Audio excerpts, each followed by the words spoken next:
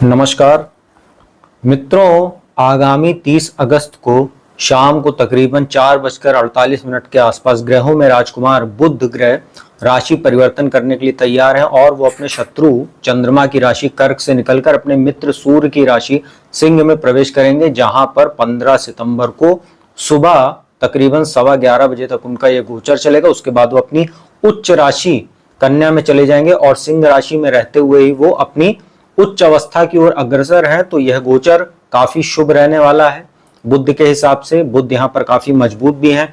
यहाँ पर जब उनका प्रवेश होगा तो ऑलरेडी सूर्य विराजमान है, साथ ही केतु भी विराजमान है। तो सूर्य और केतु का तो वहां पर पहले से ही सिंह राशि में ग्रहण दोष बना हुआ है।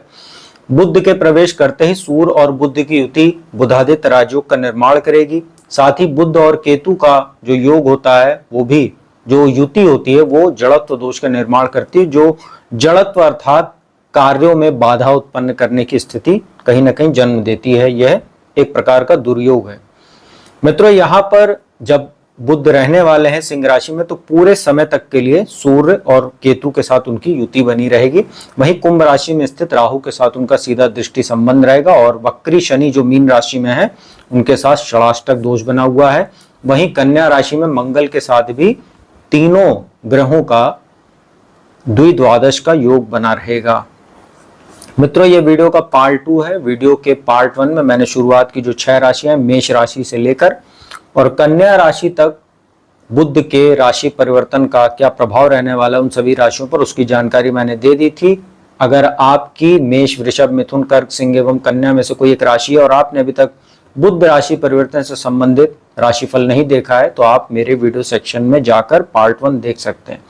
साथ ही बुध से जुड़ी हुई जितनी भी आवश्यक जानकारी थी वो मैंने वीडियो के पार्ट 1 की शुरुआत में दे दी है, तो वहां पर आप जाकर उन जानकारियों को भी देख सकते हैं, क्योंकि यहाँ पर उसको पुनः दोहराकर समय को व्यर्थ नहीं करेंगे। आज इस वीडियो के पार्ट 2 में मैं जो बाकी की बची 6 राशियां हैं तुला, वृश्चिक, धनु, मकर, कुंभ एवं मीन राशि पर बुध के इस राशि परिवर्तन का क्या प्रभाव पड़ने वाला है उसकी विस्तार से जानकारी दूंगा। अंत में वीडियो के उपाय भी बताऊंगा, तो वीडियो को देखते रहिएगा। आप लोग अंत तक देखिएगा, स्किप कर मत कीजिएगा, क्योंकि स्किप करने से जानकारी अधूरी रह जाती, फिर आप लोग कंफ्यूज रहते हैं और कमेंट में तरह तरह के प्रश्न पूछते हैं, जिसका जानकारी देना सभी लोगों को संभव नहीं होता है। मित्रों, चलिए राशिफल की शुरुआत करते हैं और वीडियो के पार्ट 2 की पहली राशि की बात करते हैं। वो है तुला राशि, जो बुध के मित्र शुक्र की राशि है। आपके लिए गोचर बहुत शानदार रहने वाला है। उसका कारण क्या है कि एक तो आपके भाग्य स्थान के स्वामी बनते हैं बुध, वहीं द्वादश के स्वामी बनते हैं जो खर्च का भाव होता है। तो भाग्येश और व्ययेश होकर यहाँ लाभ स्थान में रहेंगे। सूर्य के साथ रहेंगे, केतु भी उनके साथ हैं और यहाँ पर बुध लाभ स्थान में आपको लाभ देने का काम करेंगे। बुध से जुड़ा जो भी काम होता है उसमें आपको फायदा होगा।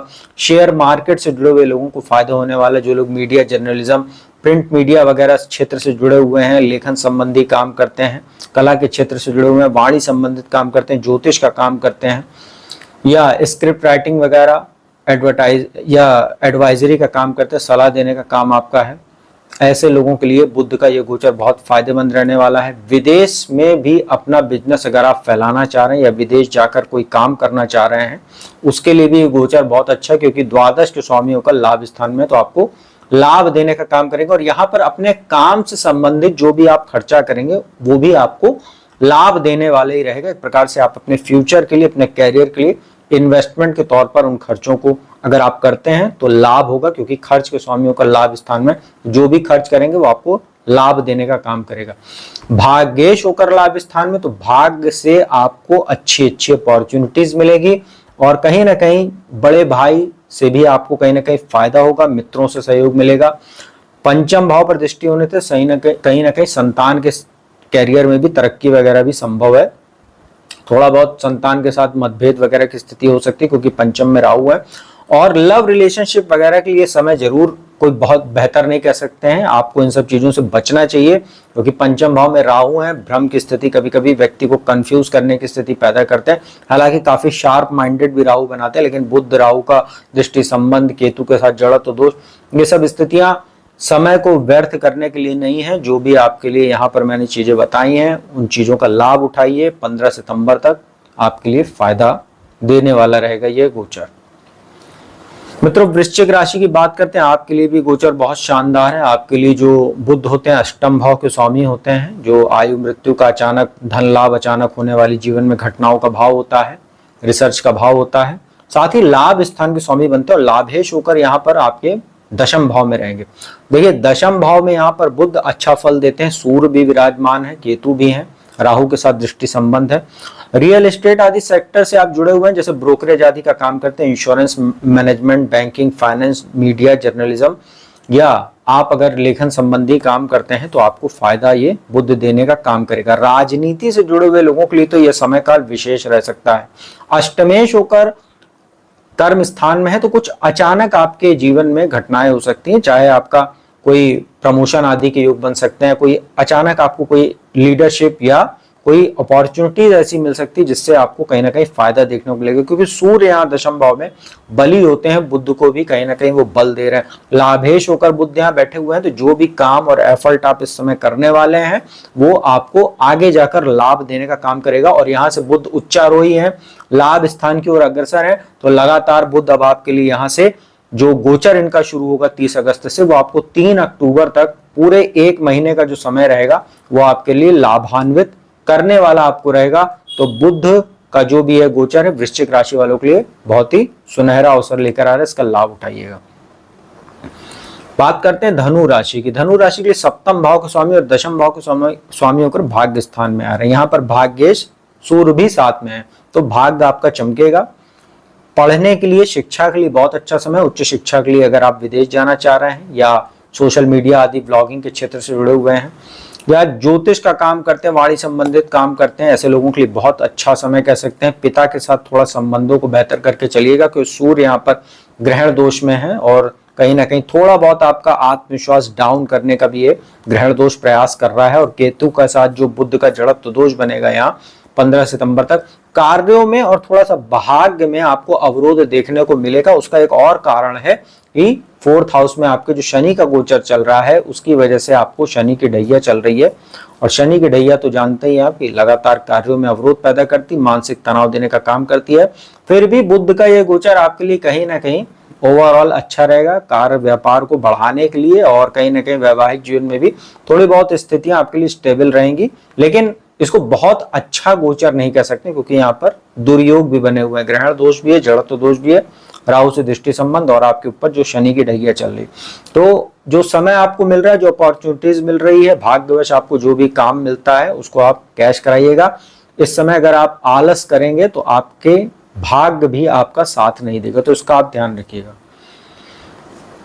मित्रों बात करते हैं मकर राशि की। मकर राशि वालों के लिए जो बुध होते हैं वो आपके लिए 6ठे भाव के स्वामी होते हैं और भाग्य स्थान के स्वामी होते हैं, और गोचर उनका अष्टम भाव में हो रहा है। देखिए अष्टम भाव में बुध बैठे हुए हैं, यहाँ सूर्य भी बैठे हैं। सूर्य को अष्टम का दोष नहीं लगता, लेकिन फिर भी कुछ हेल्थ इशू आपको यहाँ देखने को मिल रही होगी। सूर्य की वजह से बुध भी यहाँ आ रहे हैं, तो थोड़ा बहुत आपको मौसमी बीमारियां या आंखों में कुछ दिक्कत हो सकती है, क्योंकि 2nd हाउस पर दृष्टि, थोड़ी वाणी दोष की समस्या, बोलने से पहले आप थोड़ा सा सोचे विचारेंगे नहीं और कहीं ना कहीं अपनी बात सामने वाले के सामने रख देंगे, जिससे मामला थोड़ा सा बिगड़ सकता है। इन सब चीजों से आपको बचना चाहिए। हालांकि बुध यहाँ बैठे हुए हैं, जो लोग ज्योतिष रिसर्च के क्षेत्र से जुड़े हुए हैं, पीएचडी वगैरह कर रहे हैं किसी क्षेत्र में, उनको फायदा होगा।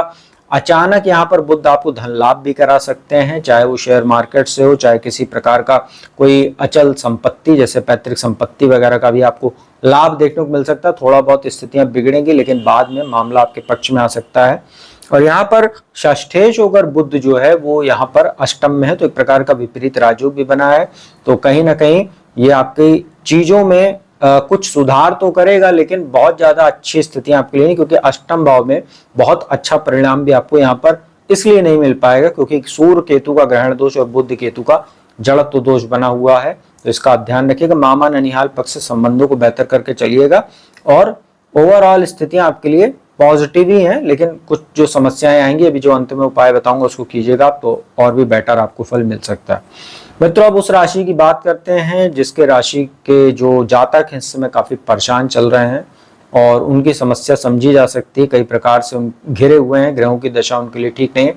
कुंभ राशि जिसके ऊपर 7.5 का अंतिम चरण चल रहा है, लग्न में राहु है, 13 सितंबर तक अष्टम में मंगल है, सप्तम में सूर्य केतु का ग्रहण दोष है, और शुक्र भी यहाँ आपके छठे भाव में कमजोर होकर बैठे हुए हैं, राहु लग्न में ही बैठे हुए हैं। तो यहाँ पर जो स्थितियां हैं, जब बुध यहाँ आपके सप्तम भाव में आ जाएंगे, बुध आपके लिए अष्टम और पंचम के स्वामी होते हैं, सप्तम में बैठेंगे, जड़त्व दोष में रहेंगे, सूर्य केतु का ग्रहण दोष रहेगा, राहु से दृष्टि संबंध रहेगा, शनि से आपका षडाष्टक दोष रहेगा, अष्टम के मंगल के साथ आपका द्विद्वादश का योग रहेगा। तो देखिए, इसमें कोई दो राय नहीं है कि सप्तम भाव जो होता है वो बिजनेस पार्टनर का, वैवाहिक जीवन का भाव है। तो यहाँ पर कहीं ना कहीं पति पत्नी में कुछ मतभेद तो जरूर देखने को मिलेगा और कुछ तल्खी वगैरह भी देखने को मिल सकती है। कभी कभी कुछ बातें ऐसी होती हैं कि ना हम समझ पाते हैं सामने वाले की, ना हम दूसरे को समझा पाते, और वहीं पर छोटी मोटी बातें जो होती हैं बड़े विवाद का रूप ले लेती है। तो यही सब स्थितियां आपको देखने को मिलेंगी। यहाँ पर बिजनेस में आपको विशेष सावधानी इसलिए बरतनी है क्योंकि यहाँ पर आपको रिस्क लेने से बचना है। जैसा चल रहा है काम वैसा चलने दीजिए। 15 सितंबर तक तो स्थितियां वैसे भी अभी आपके लिए अनुकूल नहीं रहेंगी, और 17 सितंबर को जब तक सूर्य का ग्रहण दोष नहीं खत्म हो जाता है तब तक आपको कोई भी बड़ा डिसीजन लेने से बिजनेस में बचना चाहिए। लग्न पर जो दृष्टि पड़ेगी तीनों ग्रहों की, तो कहीं ना कहीं थोड़ा बहुत गुस्सा, चिड़चिड़ापन और कहीं ना कहीं अहम की भावना भी आपके अंदर रहेगी, जिससे कुछ स्थितियां पारिवारिक माहौल भी, बिजनेस में भी, और बिजनेस पार्टनर वगैरह या आपका जो लाइफ पार्टनर उनके साथ संबंध, और कहीं ना कहीं कुछ स्थितियां बिगड़ने की स्थिति जैसी बनेगी। पंचमेश होकर बुध यहाँ पर हैं, तो यहाँ पर बुद्धि के स्वामी होकर यहाँ पर बैठे हुए हैं, तो थोड़ा बहुत कहीं ना कहीं आप कुछ डिसीजन ले पाएंगे। लेकिन जैसा मैंने बताया ना, जड़त्व दोष जो होता है वो जड़ता का काम करता है। आपको खुलकर डिसीजन लेने के लिए यह कहीं ना कहीं समस्या पैदा करेगा। तो फिर से आपको यही सलाह दी जाती है कि 15 सितंबर तक जैसी स्थिति बनी हुई है उसको वैसे चलने दे, तो आपके लिए बेहतर रहेगा। नहीं तो आप कुछ ना कुछ अपनी हानि करवा लेंगे, और कहीं ना कहीं ओवरऑल आपके लिए गोचर कोई बहुत अच्छा नहीं कह सकते, क्योंकि अष्टमेश भी होते हैं बुध और सप्तम भाव में है। तो यहाँ पर आपको विशेष सावधानी बरतनी है पूरे गोचर के दौरान।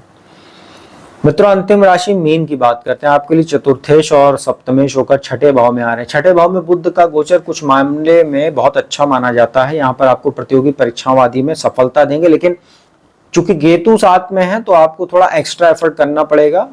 मतलब बहुत आसानी से आपको सफलता नहीं मिलेगी, आपको ज्यादा प्रयास करना पड़ेगा, तभी आपको सफलता देखने को मिलेगी। और मामा ननिहाल पक्ष से संबंधों को आपको बेहतर करके चलना होगा, नहीं तो उनके साथ कुछ संबंध आपके बिगड़ सकते हैं। किसी प्रकार का कर्ज अगर आपने पहले से ले रखा था उसको चुकाने में थोड़ी सी दिक्कत हो सकती है। साथ ही किसी प्रकार का नया कर्ज मत लीजिए, किसी को धन उधार मत दीजिए तो अच्छा रहेगा, क्योंकि द्वादश पर जो दृष्टि पड़ रही है ये सब स्थितियां वाद विवाद को जन्म देने वाली बनेंगी, क्योंकि राहु भी द्वादश में है।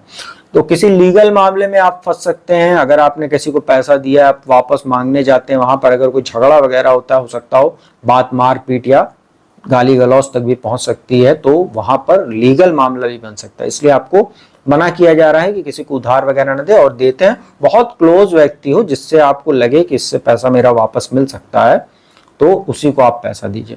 अननेसेसरी टूर्स एंड ट्रेवल से आपको बचना चाहिए। खर्चों पर आप लगाम लगाकर चले तो आपके लिए स्थितियां ज्यादा बेटर रहेंगी। और यहाँ पर आपको कहीं ना कहीं थोड़ा सा, जैसे बुध छठे भाव में है, द्वादश पर दृष्टि है, अनिंद्रा वगैरह की शिकायत या थ्रोट इन्फेक्शन वगैरह, वायरल का समय है तो मौसमी बीमारियां वगैरह भी, आपको इन्फेक्शन वगैरह देखने को मिल सकता है। तो अपने हेल्थ का ध्यान रखें, इम्यूनिटी को बूस्ट करें, और बाहरी भोजन से आपको बचना चाहिए। घर का सात्विक और साफ सुथरा भोजन आप करें, आपके लिए ज्यादा बेटर रहेगा। और यहाँ पर आपको चतुर्थेश होकर छठे भाव में, तो किसी प्रकार का इन्वेस्टमेंट करने से 15 सितंबर तक बचना चाहिए, तो आपके लिए बेहतर रहेगा। जब 15 सितंबर को आपके सप्तम भाव में आएंगे और भद्र नाम का महापुरुष राजयोग बनाएंगे, तब आपके लिए स्थितियां बेहतर हो जाएंगी। तो ओवरऑल आपके लिए गोचर मिक्स रिजल्ट का है। मित्रों, यह था बची हुई 6 राशियों का राशिफल। कैसा रहेगा बुध का राशि परिवर्तन, उपाय की बात कर लेते हैं। बुध का मंत्र ओम बूम बुद्धाय नमः, इस मंत्र का जाप कर सकते हैं आप लोग हर बुधवार या प्रतिदिन। और हरे वस्त्र को धारण कीजिए। हर बुधवार को गणेश जी की पूजा उपासना कीजिए, उनको दूर्वा, मोदक या मोतीचूर का लड्डू अर्पित कीजिए। गणेश चालीसा का पाठ कीजिए।